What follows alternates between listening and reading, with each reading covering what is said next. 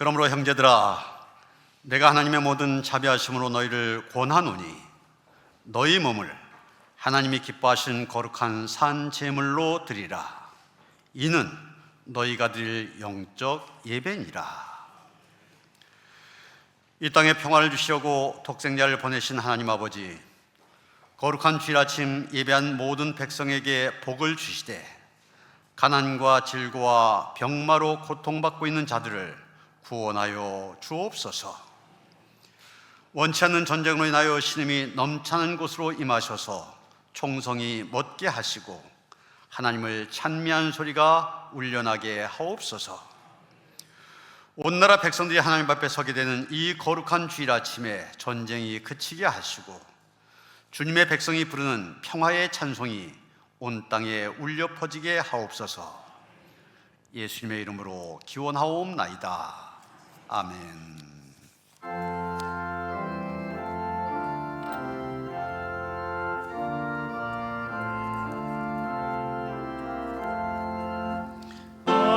감사하는 성도여 주소 찬송 부르세. 추운 겨울 오기 전 염려 없게 걷었네. 하나님이 우리에게 일용 양식 주시니 주의 전에 모여서 주수 찬송 부르세. 이 세상은 밭이요 주는 씨를 뿌리네. 좋은 곡식 싹날 때 갈아지는 나도다. 싹과 잎이 자라서 열매 맺게 되나니 우리들을 온전한 알곡되게 하소서. 우리 주님 오셔서 곡식 거둬드리고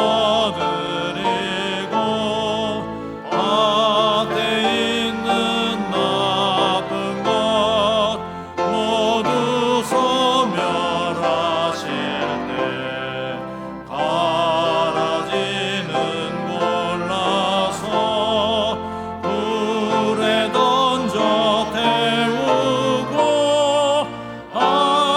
알곡들은 곳간에 길이 쌓아두시니 주여 어서 오셔서 우리 거둬주소서. 죄와 슬픔 중에서 우리 건져주소서. 모든 선모 영원히 하늘지를 이루라. 천군 천사 어울려 주수 찬송 부르세.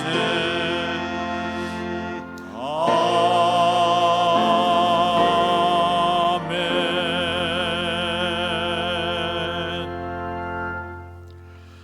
하나님은 통회한 마음으로 나온 삶들을 물리치지 않으십니다. 이제 우리 모두 함께 진정으로 우리들이 져진 죄를 뉘우치고 고백합시다. 이 땅에 교회를 세우신 하나님 아버지, 저희는 하나님께서 세워주신 교회를 바르게 섬기지 못했습니다. 십자가의 능력으로 막힌 담을 허시고 둘로 하나가 되게 하신 예수님의 뜻을 깊이 생각하지 못하였기에 교회 곳곳에 분열과 갈등의 그림자가 드리워 있습니다. 교회가 감당해야 할 예배와 전도와 교육과 봉사와 친교의 본질을 놓치고 오히려 내 이익과 명예를 지키기 위한 것에만 힘을 쏟았습니다. 진리와 의로움을 수호하고 경건한 삶을 살아야 할 성도의 본분을 망각하고 세상의 풍조를 따를 때도 많았습니다. 빛과 소금의 역할을 제대로 감당하지 못해서 교회가 사회로부터 손가락질을 당하기도 합니다. 하나님의 영광을 드러내지 못하는 저희의 죄를 용서해 주옵소서. 예수님의 이름으로 이 고백의 기도를 드립니다. 구하옵나니 주의 인자와 광대하심을 따라 이 백성의 죄악을 사하시되 애굽에서부터 지금까지 이 백성을 사하신 것 같이 사하시옵소서. 여호와께서 이르시되 내가 네 말대로 사하노라. 여호와께 감사하라. 그는 선하시며 여호와께 감사하고 그의 이름을 불러 아뢰며 그들이 광야 사막길에서 방황하며 거주할 성읍을 찾지 못하고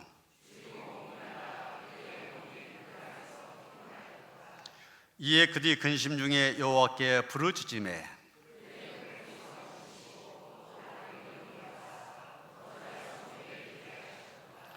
여호와의 인자하심과 인생에게 행하신 기적으로 말미암아 그를 찬송할지로다.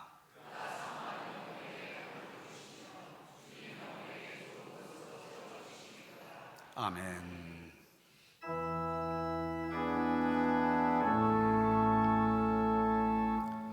성부 성자와 성령 찬송과 영광 돌려보내세.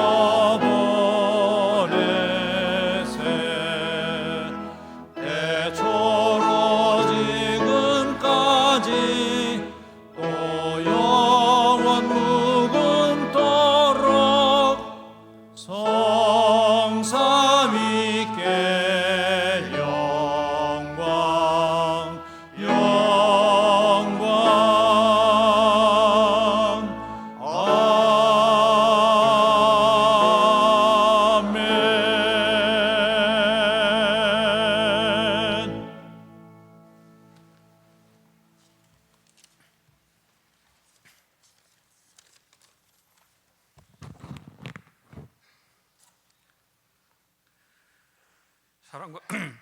사랑과 은혜가 풍성하신 하나님 아버지, 오늘 또 우리 모두를 주님의 귀한 전으로 인도해 주심을 감사합니다.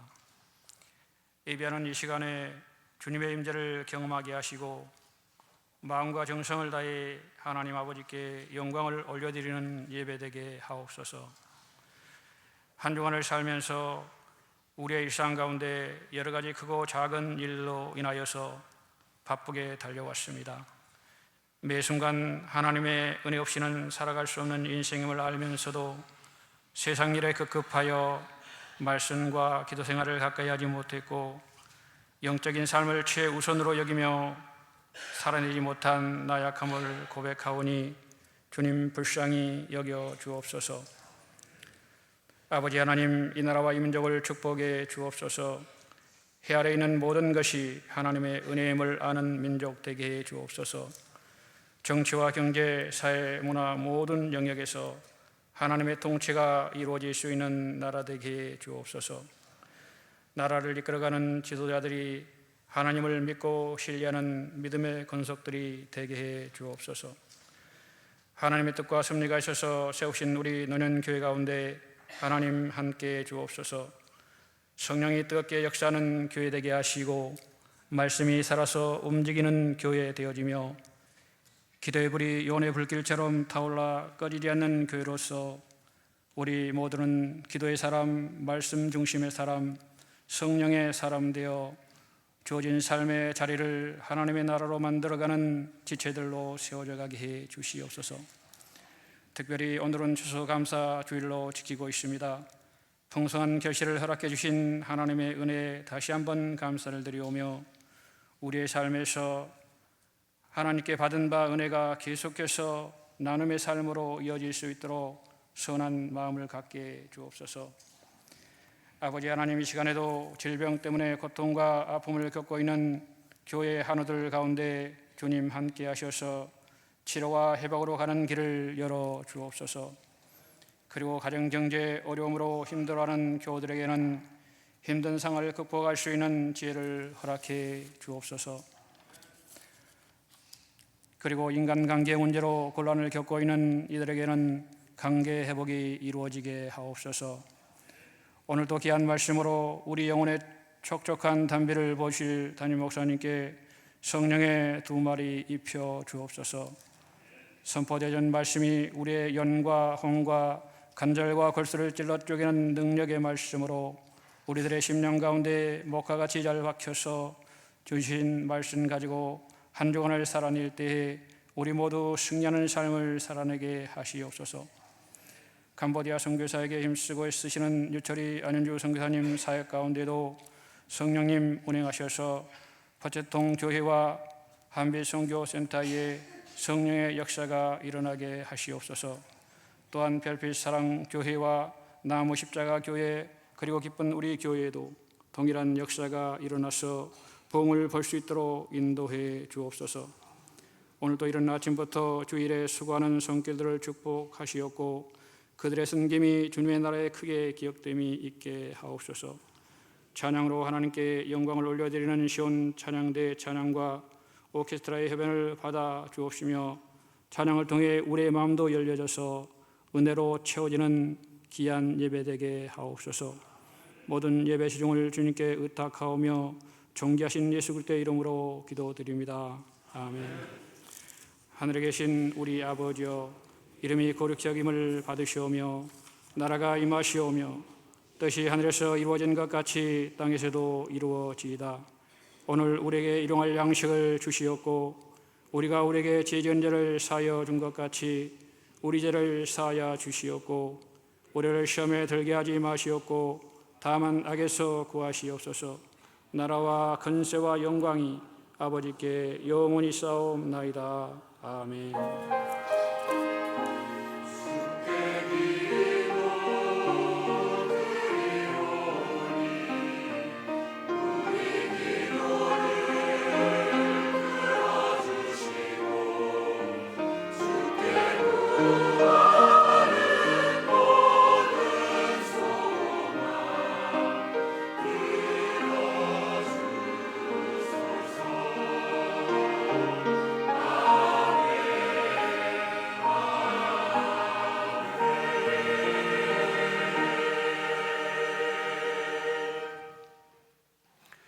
오늘 우리에게 주신 하나님의 말씀 이사야 12장 1절로부터 6절까지의 말씀입니다.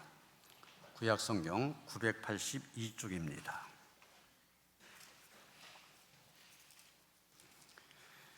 이사야 12장 1절로부터 6절까지의 말씀 봉독합니다.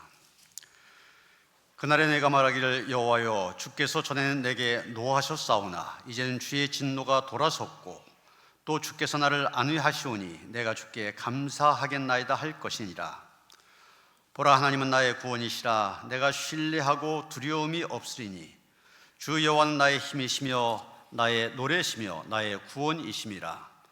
그러므로 너희가 기쁨으로 구원의 우물들에서 물을 기르리로다. 그날에 너희가 또 말하기를 여호와께 감사하라. 그의 이름을 부르며 그의 행하심을 만국 중에 선포하며 그의 이름이 높다 하라. 여호와를 찬송할 것은 극히 아름다운 일을 하셨음이니 이를 온 땅에 알게 할지어다. 시온의 주민아, 소리 높여 부르라. 이스라엘의 거룩하신 이가 너희 중에서 크심이니라 할 것이니라. 아멘.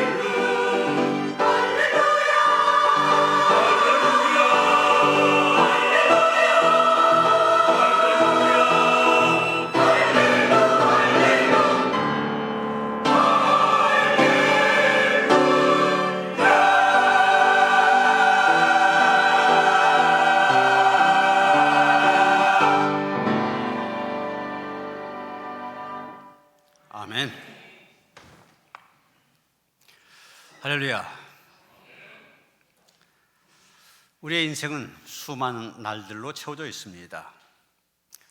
1년은 365일이라는 날들로 채워져 있는데 그 가운데 개인적으로 의미가 있는 생일이라든지 각종 기념일 등이 있고 국가적으로 의미를 가진 3.1절, 광복절, 한글날 이런 국경일이 있습니다. 교회적으로도 부활절, 성탄절 이런 특별한 의미를 갖고 있는 날들이 있습니다. 이런 날들 가운데는 슬픔의 날도 있고 기쁨의 날도 있습니다. 또 어떤 날은 잊혀지고 어떤 날은 기억되지만 반드시 기억해야 될 날들도 있습니다. 오늘 이사야 본문이 말하는 그날이 바로 그날입니다. 그런 날입니다. 성경을 보면 대개 구원받은 날, 또 예수님이 재림하신 날, 그날로 표현하고 있는 것을 보게 됩니다. 이스라엘 백성들이 바벨론 포로에서 돌아온 날이 그날이요, 이스라엘 백성들이 홍해를 육지같이 건넌 날이 그날이며 이스라엘 백성들 애굽에서 나온 날이 그날입니다. 그리고 마태복음 24장을 보면 무엇보다도 예수 그리스도께서 재림하신 날, 그날로 얘기하고 있습니다. 오늘 우리가 읽은 본문의 말씀 1절과 4절을 보면 그날에 우리가 해야 될 것을 얘기하고 있는데 무엇을 해야 되느냐? 노래해야 된다, 찬송해야 된다고 얘기하고 있습니다. 무엇을 찬송해야 되냐? 그날에 부를 노래는 무엇이냐? 두 가지를 얘기하고 있습니다. 첫째는 감사의 노래입니다. 1절 보십니다. 그날에 내가 말하기를 여호와여 주께서 전에는 내게 노하셨사오나 이제는 주의 진노가 돌아섰고 또 주께서 나를 안위하시오니 내가 주께 감사하겠나이다 할 것이니라. 여기서 그날은 이스라엘의 출애굽의 날 생각하시면 쉽게 이해가 될 것입니다. 저는 하나님의 진노 가운데 있었습니다. 그런데 그 진노가 멈추고 하나님의 은혜와 구원이 임하였습니다. 이 날을 얘기하는 것입니다. 여러분, 이런 날 얼마나 기쁘고 또 감사와 감격이 넘치겠습니까? 우리나라가 일제 36년간 식민 통치를 당하다가 일본이 패망하고 해방하는 광복의 기쁨을 경험하였는데 바로 그런 기쁨과 같은 것입니다. 그날의 성도는 하나님의 구원을 받은 성경의 표현에 따르면 남은 자로서 감사하며 기쁨으로 노래하며 찬송하게 된 것입니다. 이런 성경에서 남은 자 그러면은 끝까지 믿음을 지킨 사람, 하나님을 진실하게 의지한 사람, 그래서 결국은 구원받은 사람을 가리킵니다. 그런데 여러분, 끝까지 믿음을 지키는 것, 하나님을 진실하게 의지한 것, 그래서 결국 구원에 이르는 것, 나의 의지로 가능한 것입니까? 나의 힘 갖고 되는 것입니까? 아닙니다. 하나님께서 은혜로 주시는 겁니다. 그래서 성경에 남은 자 그렇게 얘기하지만 끝까지 믿음을 지킨 모든 성도, 하나님께서 남겨주신 자다 이렇게 말할 수 있을 것입니다. 하나님이 구원하시지 않으면 누가 구원받을 수 있습니까? 다른 말로 우리는 은혜로 구원을 받았다는 얘기입니다. 은혜로 구원을 받았으니 우리의 입에서 감사와 기쁨, 노래와 찬송 나오지 않을 수가 없는 것입니다. 내가 한 것이 아니라 하나님이 해주셨기 때문에 그 하나님 찬송하지 않을 수 없는 것입니다. 2절 3절 말씀 그것을 좀 더 구체적으로 얘기하고 있습니다. 보라, 하나님은 나의 구원이시라. 내가 신뢰하고 두려움이 없으리니 주 여호와는 나의 힘이시며 나의 노래시며 나의 구원이심이라. 그러므로 너희가 기쁨으로 구원의 우물들에서 물을 기르리로다. 하나님이 구원하셨습니다. 감사와 찬양 나오지 않을 수가 없는 것입니다. 그런데 여기 말씀 보면 이사야 선지자는 이 구원의 간격에서 우리가 갖게 된 기쁨, 그래서 부르게 된 노래, 이것을 마치 구원의 우물에서 물을 깃는 것에다가 비유하고 있습니다. 여러분, 더운 여름날 오래 산책하다 보니 몫이 마릅니다. 마침 우물을 발견하게 되고 그 우물에서 두레박으로 시원한 물 길어서 벌컥벌컥 마실 때 이런 그때의 기분 상상이 되시죠? 여러분, 우리에게 주어진 구원의 기쁨, 바로 갈증난 심령의 생수와 똑같다는 얘기입니다. 여러분, 이스라엘이 있는 팔레스타인 지역 대체로 건조한 지대입니다. 그러다 보니 어느 동네나 우물을 중심으로 형성이 되어져 있습니다.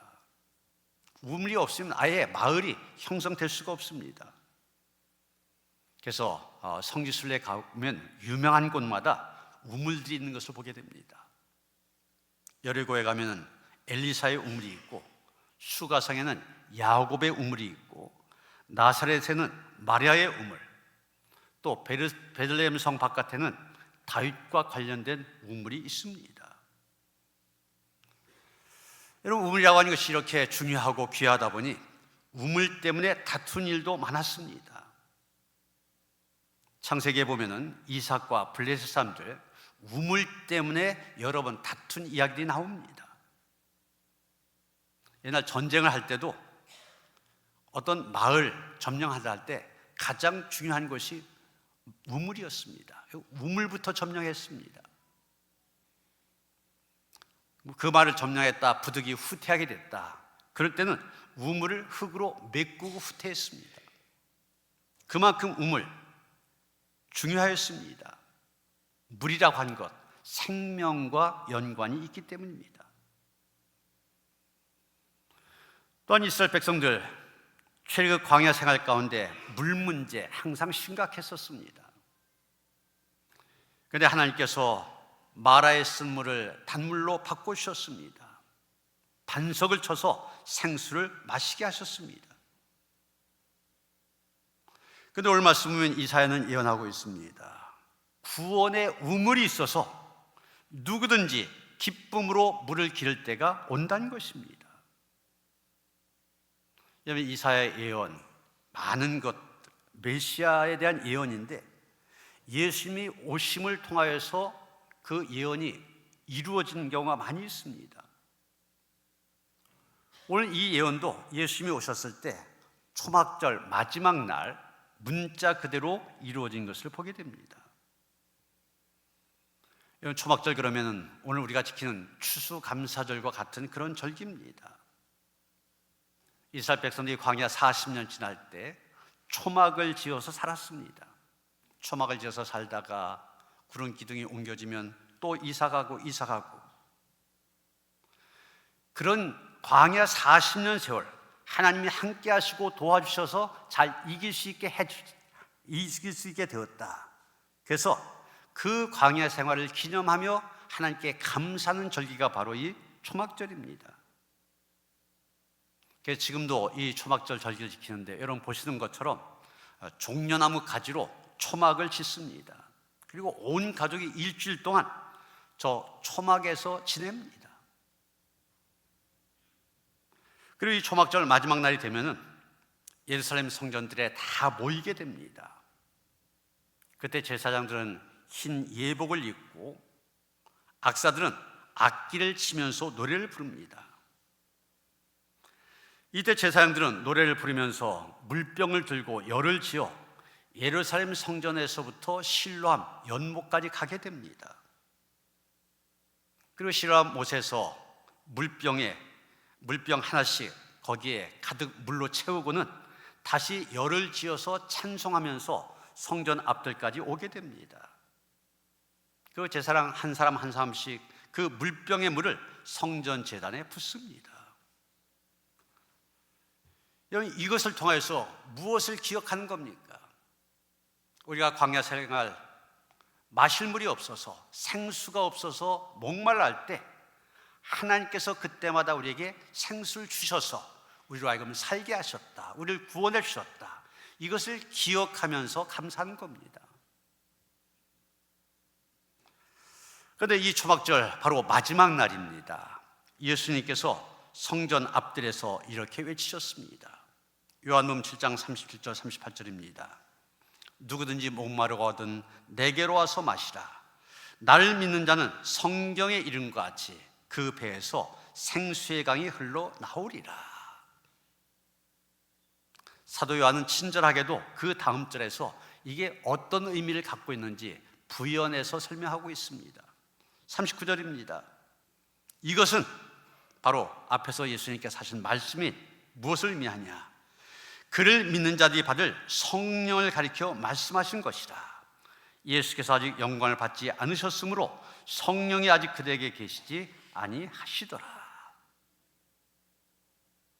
여러분, 이 말씀 그대로 오순절날 성령께서 강림하셨습니다. 그리고 우리가 예수를 영접할 때 성령께서 우리 속에 오셔서 우리로 하여금 그 생명수 마시게 하시고 누리게 하십니다. 이 얼마나 큰 축복입니까? 그러기에 예수 그리스도에게 나와 생수를 마신 인생마다 다시 목마르지 않게 됩니다. 인간 심령 깊은 욕구에 만족함을 얻을 수 있기 때문입니다. 우리가 예수님 만나야 하나님 아버지를 만나고 죄사함 받고 하나님의 자녀의 특권을 누리게 되고 성령이 임하는 삶을 살게 되는데, 그러면서 우리 안에 만족함이 있게 됩니다. 구멍난 가슴과 같은 인간의 공허 메꿔지게 되는 것입니다. 하나님의 말씀이 우리 속에 채워질 때 생명수처럼 시원함과 만족함을 얻게 됩니다. 이것을 가리켜서 이사야는 기쁨의 구원의 우물로 얘기하고 있는 것입니다. 이 구원의 우물에서 생명수 마음껏 마시면서 그것을 마음껏 누리며 살아야 된다는 것입니다.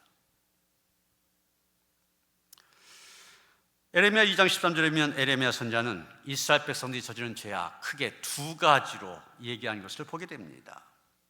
내 백성이 두 가지 악을 행하였나니 곧 그들이 생수의 근원되는 나를 버린 것과 스스로 웅덩이를 판 것인데 그것은 그 물을 가두지 못할 터진 웅덩이니라. 두 가지 죄악, 그 첫째는 생수의 근원이 되시는 하나님을 버린 것이라고 했습니다. 두 번째 죄악은 무엇이냐? 밑 빠진 웅덩이를 파서 그것을 샘으로 삼았다고 한 것입니다. 이것은 하나님 대신에 우상을 숭배한다든지 하나님 대신에 이웃 강대국을 의지한 것을 얘기하는 겁니다. 결국 생수의 근원이 되시는 하나님을 버렸기 때문에 모든 문제가 일어나게 됩니다. 여러분, 그렇지 않습니까? 생수의 근원이 있다면 구태여 그 옆에다 웅덩이 팔 필요가 없습니다.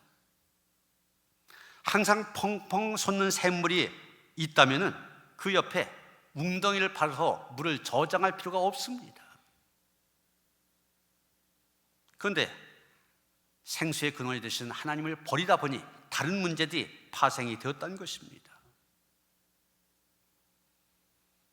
1867년 제정 러시아가 천연자원의 보고요 엄청난 원유가 묻혀 있고 전략상으로도 중요한 위치의 황금의 땅 알라스카를 720만 달러, 지금 돈으로 한 100억 원 정도 됩니다.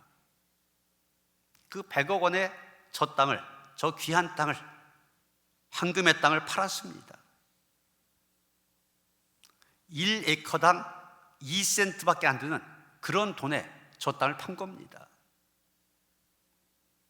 저 땅에 숨겨져 있는 엄청난 가치를 모르고 당장 눈앞의 이익을 따라 팔아치운 러시아, 정말 어리석은 일을 했고 두고두고 후회하고 있습니다.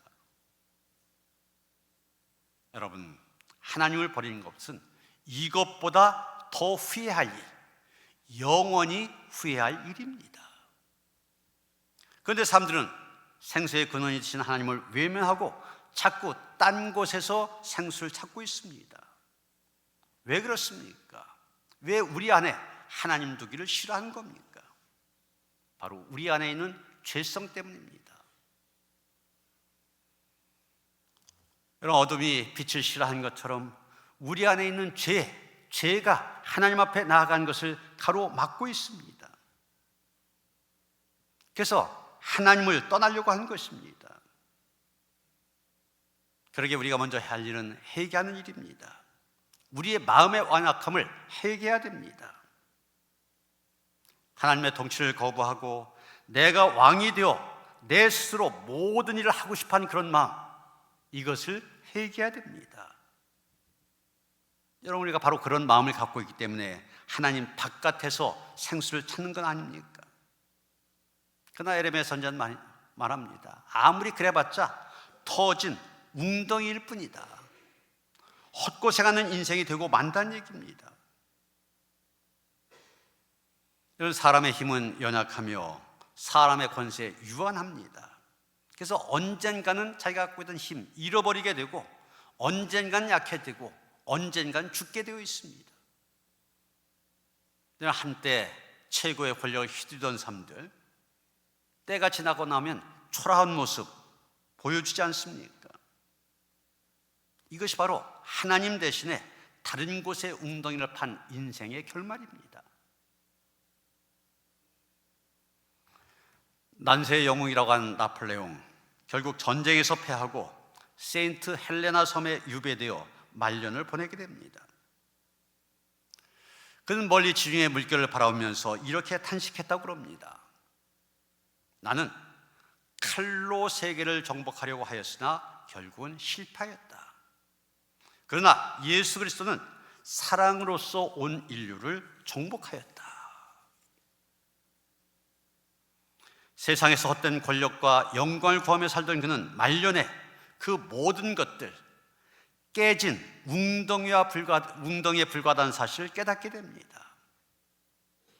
결국 그는 예수 그리스도를 믿고 생수의 근원 되시는 하나님을 누리며 말년을 살게 되었습니다.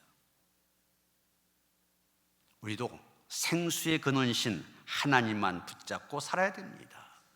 그 구원의 은혜를 노래해야 됩니다. 추수감사절, 그 구원의 은혜에 대한 감사의 노래가 울려 퍼지는 이 아침 되어주시기를 주님의 이름으로 축원합니다. 두 번째 그날에 부를 노래는 무엇이냐?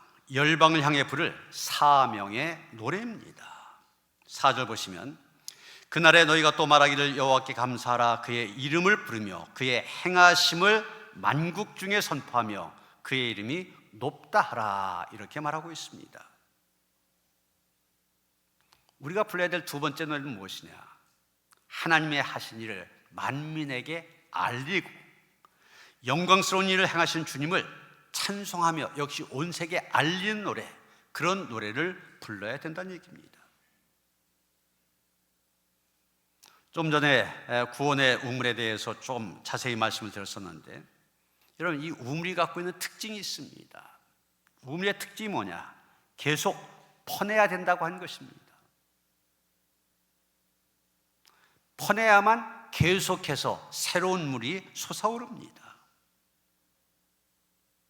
그런데 계속해서 나오는 풍성한 생수, 나만 혼자서 마시라고 있는 것이 아닙니다. 나누어야만 됩니다. 나누기가 싫어서 물을 퍼내지 않으면 그 물 고인물이 되어집니다. 그래서 우물이 방치되어지면 웅덩이가 되고 맙니다. 그래서 겉모양은 우물이지만 내용상으로는 웅덩이나 마찬가지가 되어서 물이 썩어가고 거기에 벌레가 생깁니다. 그러게 이사야 선지자는 선언하고 있습니다. 하나님의 구원을 만국 중에 선포하며 온 세계에 알리는 그런 노래를 부르라는 겁니다. 그렇습니다. 구원의 우물 혼자서 독점하는 것이 아닙니다. 퍼 날라야만 됩니다. 생수를 나눠주고 우물도 통째로 나누어줘야만 됩니다.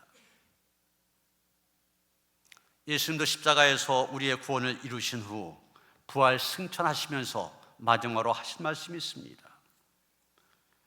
마태복음 28장 19절 20절 보면, 그러므로 너희는 가서 모든 족속으로 제자를 삼아 아버지와 아들과 성령의 이름으로 세례를 주고 내가 너에게 분부한 모든 것을 가르쳐 지키게 하라. 볼지어다 내가 세상 끝날까지 너희와 항상 함께 있으리라. 또 사도행전 1장 8절에 보면 오직 성령이 너희에게 임하시면 너희가 권능을 받고 예루살렘과 온 유대와 사마리아와 땅끝까지 이르러 내 증인이 되리라 말씀하셨습니다. 예수님께서 마지막으로 하신 명령이다. 그래서 지상명령 그렇게 얘기합니다. 지상명령의 내용이 뭡니까? 온 세상의 만민에게 구원의 복음을 전파하라는 것입니다. 예루살렘부터 시작해서 예루살렘, 우리의 가까운 가족, 이웃을 가리키는 겁니다. 그 다음에 유대는 조금 떨어진 이웃을 가리킨 겁니다. 그 다음에 사마리아, 원수 같은 사람들을 가리킵니다. 마지막 땅끝, 세계 만민을 가리킨 겁니다. 예루살렘과 온 유대와 사마리아와 땅끝까지 이르러 복음이 전해져야 된다. 이것이 예수님의 마지막 말씀입니다. 여러분, 오늘날 현대인의 가장 큰 고질병 가운데 하나가 무관심이라고 하는 것입니다. 대부분 아파트에서 살고 있는데 아파트 문 닫고 들어가면 앞집에서 사람이 죽어나가도 모릅니다. 그래서 옆에 집 사람이 죽은 지 오래됐다가 냄새가 나서 겨우 발견되고 한 그런 일 많지 않습니까? 그런데 여러분, 세상 사람들 그렇다고 하면은 우리 그리스도인들은 어떻습니까? 마찬가지 아닙니까? 옆에 사람들이 멸망의 길로 가든 말든 상관없이 지내지고 있지 않느냐는 얘기입니다. 누가복음 10장 39절 이하에 보면 착한 사마리아인의 비유가 나오고 있습니다. 예루살렘에서 여리고로 내려가는 길에서 어떤 사람이 강도를 만났습니다. 다 빼앗기고 거의 죽게 되었습니다. 그런데 예루살렘에서 내려가던 제사장 레위인들 그냥 지나갑니다. 이 사람들 분명 성전에 가서 경건한 모습으로 예배드리고 돌아가는 길인데도 그냥 지나갑니다. 이것을 가리켜 성경은 경건의 모양만 있는 자들이라 얘기합니다. 거기에 비해서 이 사람들에 의해서 혼혈족이라고 천대받던 사마리아 사람, 그는 이 강도 만난 사람 그를 데려다가 간호해주고 주막에 맡기기까지 합니다. 주막 주인에게 간호 비용이 더 들어가면 다음에 와서 주겠다 그러면서 잘 돌봐줄 것을 당부합니다.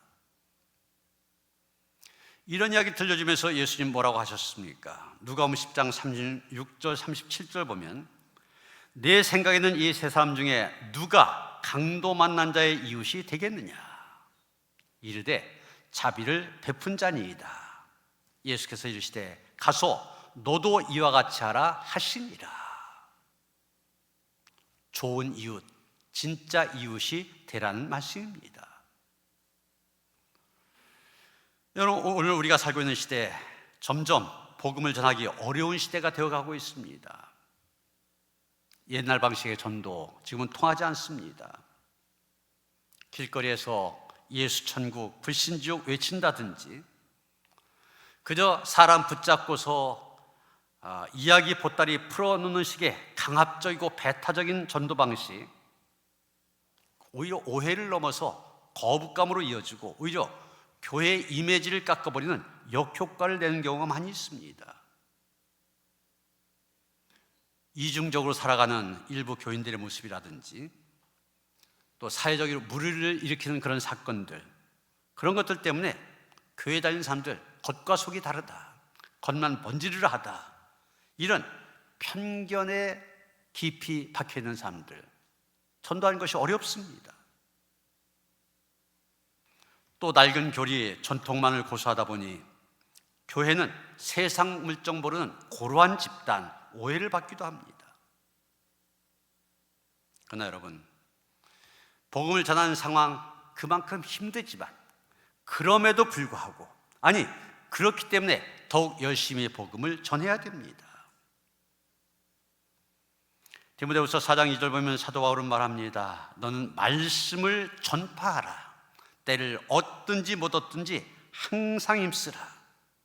범사의 오래 참음과 가르침으로 경책하며 경계하며 권하라, 이렇게 얘기하고 있습니다. 우리는 먼저 우리의 가족, 우리의 이웃들에게 영적 관심을 가져야만 됩니다. 가족에게조차 무관심한 분들이 있습니까? 안 될 일입니다. 지금은 함께 한 지붕 아래 살지만 우물쭈물 하다 보면 영원한 이산가족이 되어질 수 있습니다. 미국의 어떤 병원에서 있었던 일입니다.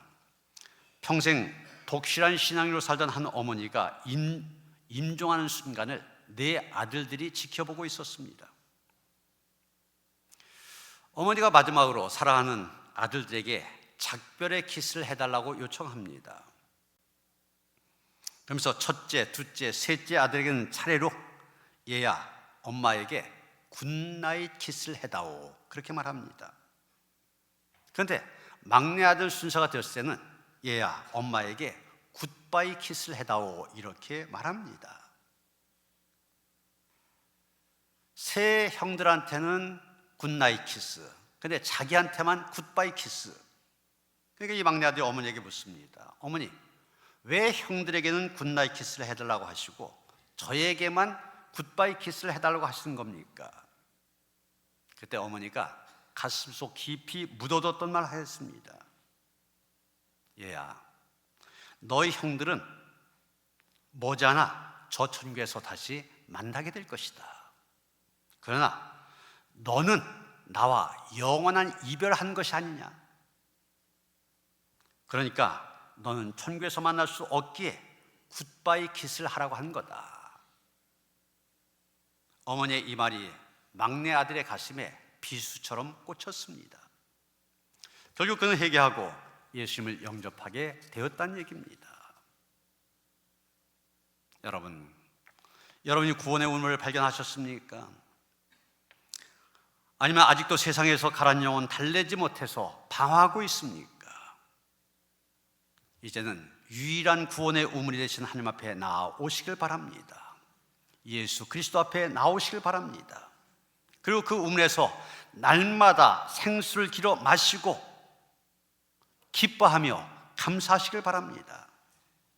그런데 거기에 그쳐서는 안 됩니다. 그 생수를 이웃들과 나눔으로 구원의 우물 전하시기를 바랍니다. 여러분, 우리 주변을 돌아볼 때 아직까지 구원의 우물을 발견하지 못하여 방황하는 가족과 이웃들 보이지 않습니까? 그들의 복음을 전할 수 있어야 됩니다.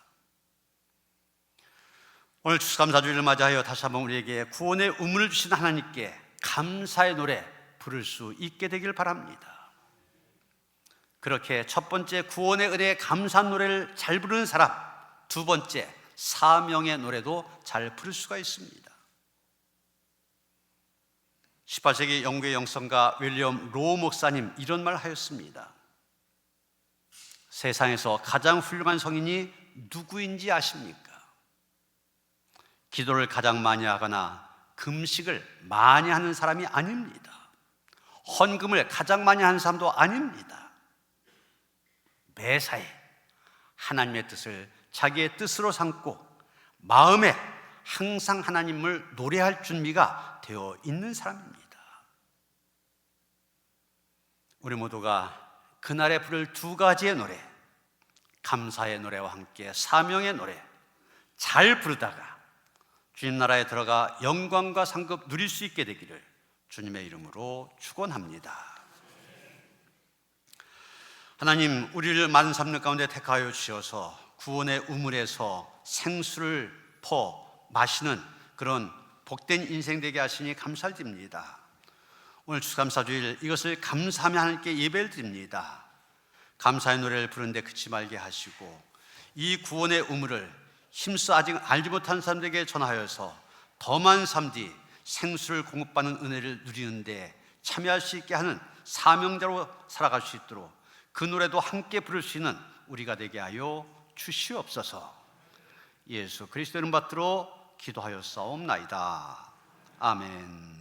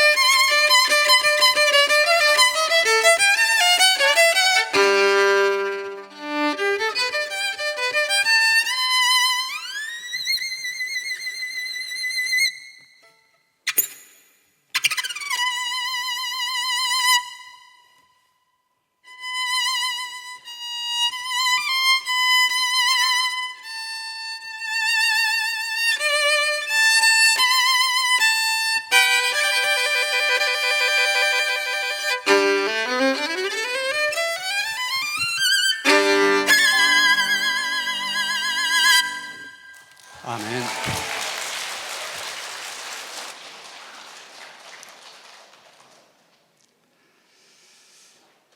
하나님께서 우리의 모든 삶 속에 베푸신 갖가지의 은혜를 생각하며 오늘 추수감사절 예배를 하나님께 올려드립니다.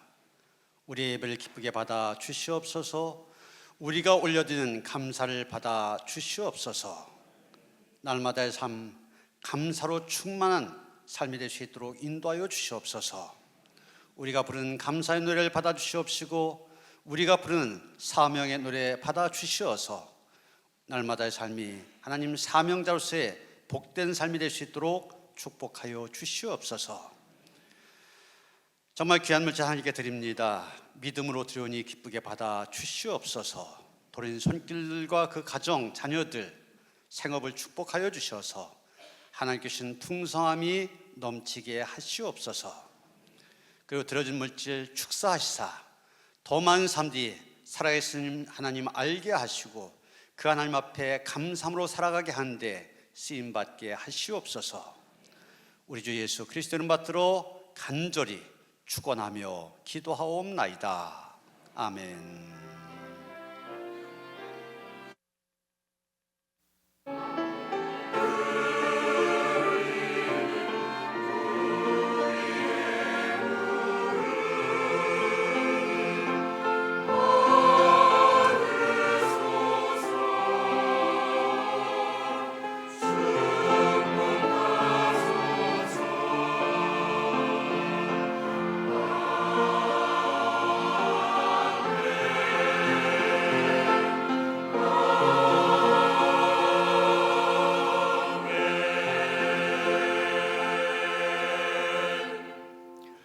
평화의 살 나누시겠습니다. 주님이 주신 평화 함께 하시기 바랍니다. 인사하시겠습니다.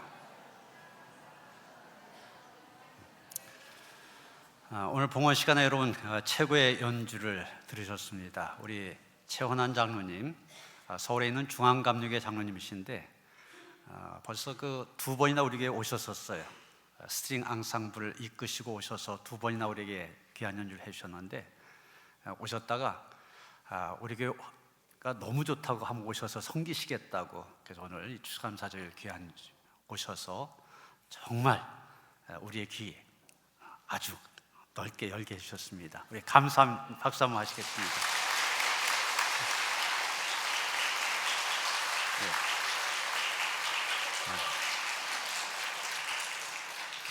신랑 신부 앞으로 나오죠. 우리 이 권사님 네 분도 같이 나오시고, 우리 이도원 권사님, 최영미 권사님 딸 이소현, 기특하게도 신랑을 우리 교회로 데리고 왔습니다. 그래서 오늘 등록까지 해서 새신자 환영 겸 또 결혼도 축하합니다. 우리 신부 이소연, 신랑 장상일, 꽃다발 여러분 전달할 때 큰 박수로 축하해 주시기 바랍니다. 축하드립니다. 축하드립니다. 들어가세요.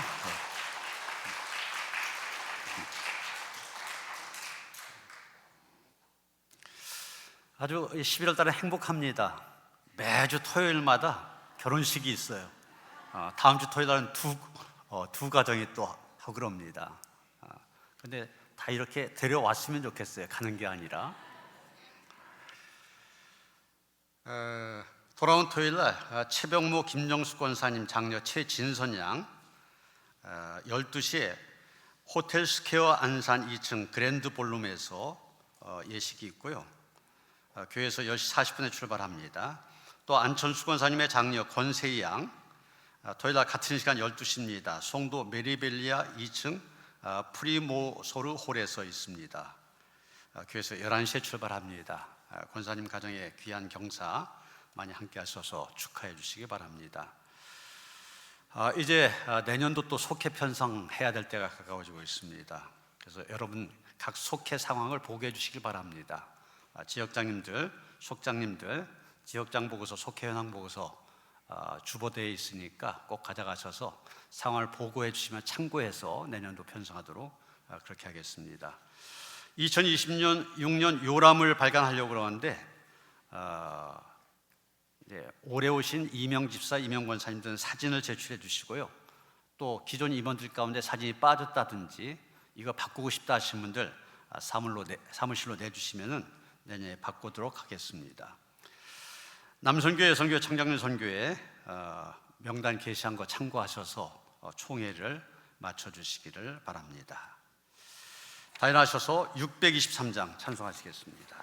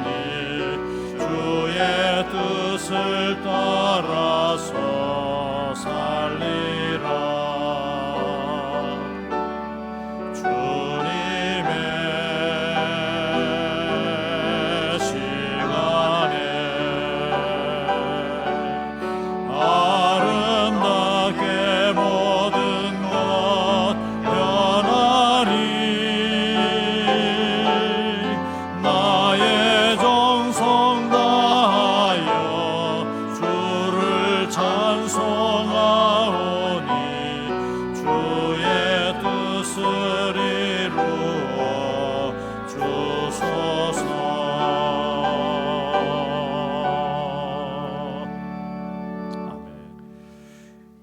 주 예수 그리스도의 은혜와 하나님 아버지의 그 극진하신 사랑과 성령의 감화 감동 역사하심이 하나님께서 베푸신 각가지 은혜를 감사하면서 감사의 노래뿐만 아니라 하나님 사명의 노래 평생 부르며 주의 영광을 위해 살아가길 원하며 다짐한 모든 성도들 가운데 이제로부터 영원토록 함께 하시옵기를 간절히 축원하옵나이다.